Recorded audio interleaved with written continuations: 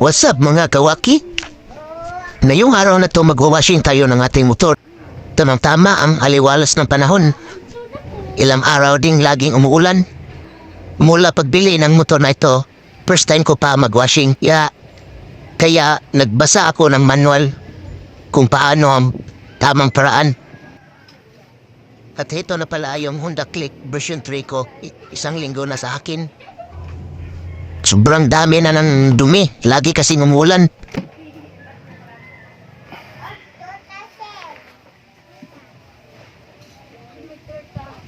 Grabe yung dumi. Pati makina, puno-puno ng mga dumi. Umasok pa sa makina. Dito pa sa under nito. Grabe, sobrang kapal na. Pati shop, punong-puno. Mga putik na tumatalsik. Inihanda ko na rin pala yung mga gagamitin natin sa pagwashing.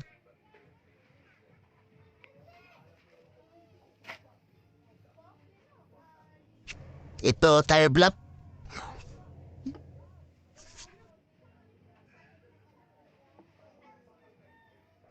Ito naman ang mga pamunas, mga ordinary lang. Dahil sa gulong lang naman gagamitin natin.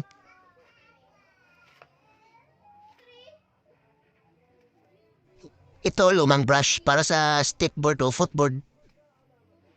Meron din tayong sponge.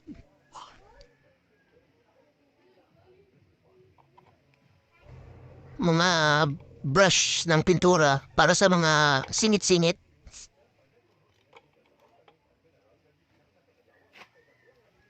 Meron din akong nabili ditong dishwashing liquid. Mga mura. 75 by 1 dalawa na. 2 litro. Nabili ko lang yan sa supermarket. May promo.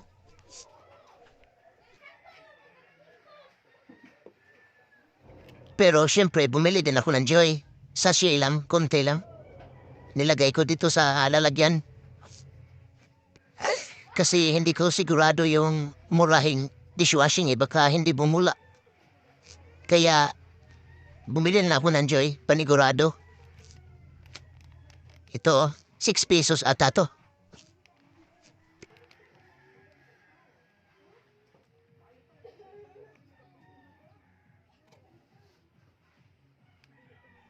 Para sa wax naman, itong ginagamit ko Magic Gatas. May free na siya nga cotton. O yung tinatawag na microfiber cloth.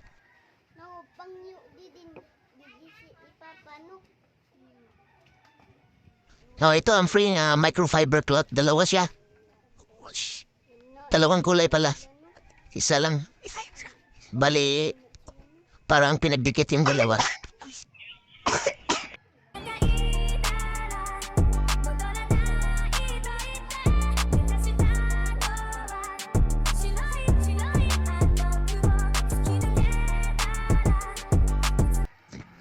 At ito, microfiber cloth talaga. Binili ko ng 15 pesos. Bumili ako ng 5. Para may reserva naman tayo para kung madumi na, tapo na lang natin. Bumili na rin pala ako ng chamois. Sa hindi natatalam kung ano ito, ginagamit ito pang punas pagkatapos magwashing para madaling matuyo.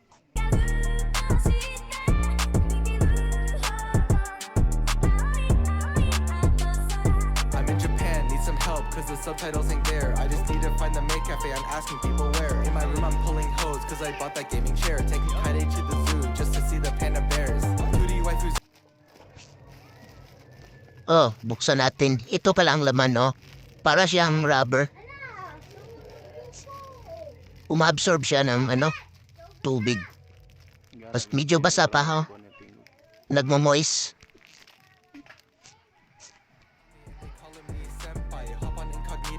Some hentai, filter out the tags cause I like massive opie.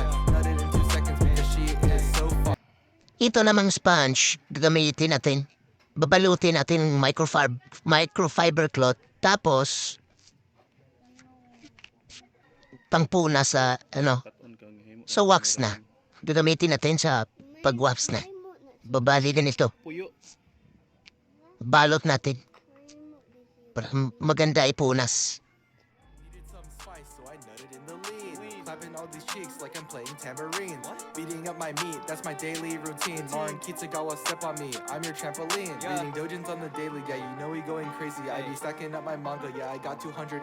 Anime is what I'm craving, I'm a weeb, so I ain't bathing. Figurines cost 20 bands, but you know that I'm still paying. Hey, El Richo on your wipers cause they trash. Looking like she Sakura. Ayan, ready na lahat ng kailangan natin. So tara na. Magpunta na tayo sa self-service car wash para makamura. Total kumpleto naman ang gamit natin. Tomodachis and she slobbering on my knob and she saying, girl, somebody in that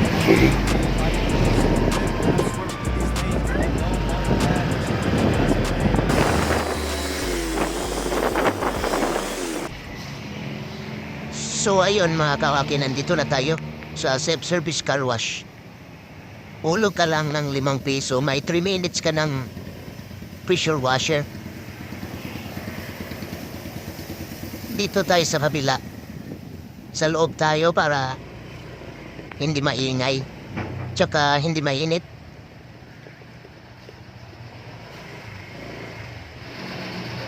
Palamigin muna natin yung makina tsaka yung ibang parts na binit. Medyo malalayo din yung binyahe niya.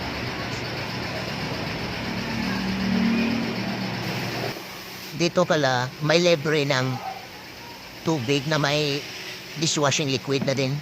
I think Joy din ginagamit nila. Ito. Kaya maraming nagka-carwash dito dahil libre yung sabon. After starting of the week at Summit Talks, you'll hear them speak. It's only Monday. Dapat misk lang yung gagamitin natin, wag yung target kasi nakakasira yun ng pintura. Unahin natin yung ibabang parts tulad ng mga gulong at sa ilalim ng gulong. Iwasan natin itutok sa air cleaner yung tubig. Baka mapasukan. Dito din banda, wag nating ipasok yung tubig sa loob. Dito lang sa ilalim kasi baka mabasa yung ECU, malaking problema.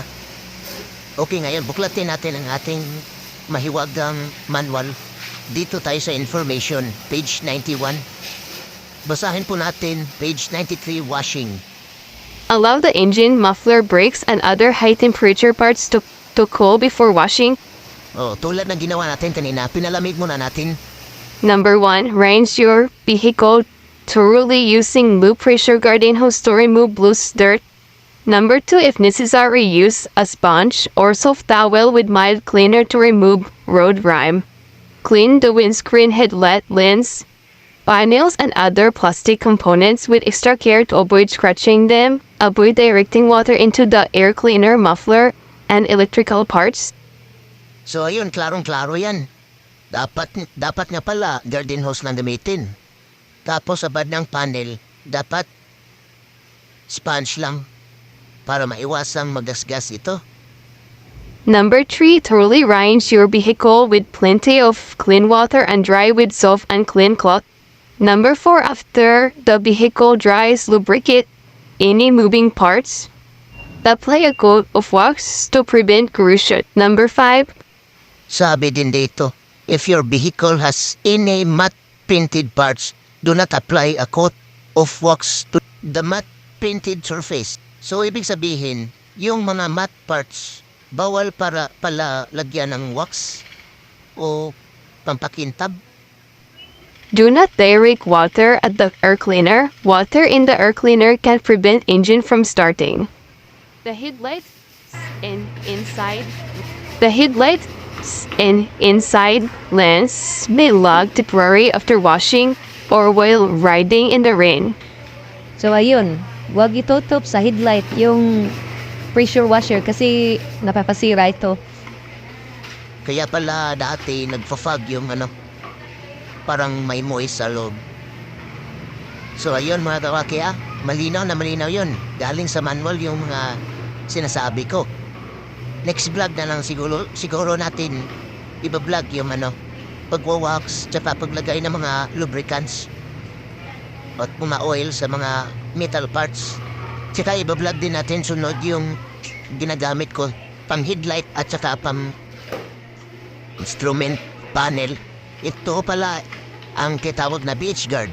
Para ito sa mga glass parts tulad ng signal light, tail light, headlight, tsaka instrument panel.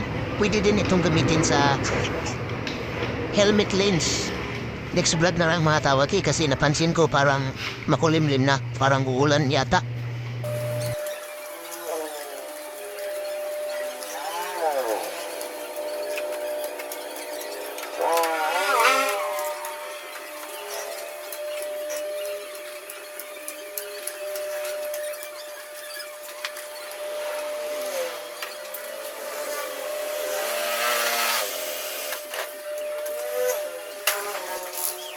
Dito pala sa part na ito mga kawaki, nagsasabon na ako ng mga plastic parts sa bandang taas tapos kasi ako sa bandang ilalim.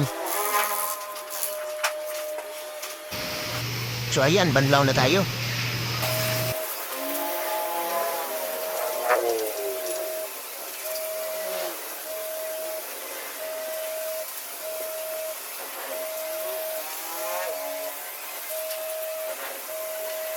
Bali, mga 3 hulog lang tayo mga kawaki. So, 15 pesos lang yung gastos natin sa pagwashing nito. Although nakakapagod pero masaya naman. At saka, mas maganda talaga pag ikaw mismo yung nagwawashing para maiwasan mo ang dapat iwasan. Alam mo na yung dapat basahin at hindi dapat basahin. Dito pala sa part na ito, gumagamit tayo ng chamois pang pa-dry ng parts. Alright, dry up na natin mga kawaki.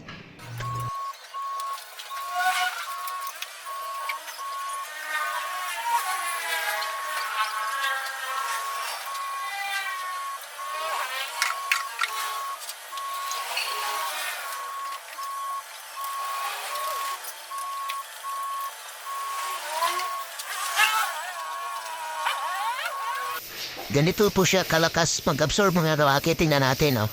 Ito, basang-basa na part. Lagyan lang natin.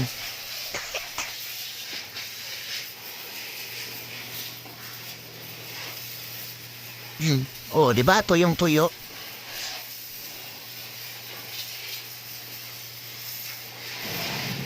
So, ayan, tapos na. So, pandaray na natin para uminit at matuyo yung mga basang part sa loob na makina. 102 pa lang ang tinakbo nito.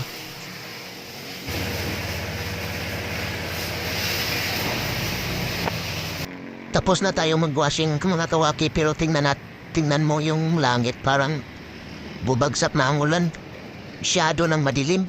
Kaya uwi na tayo.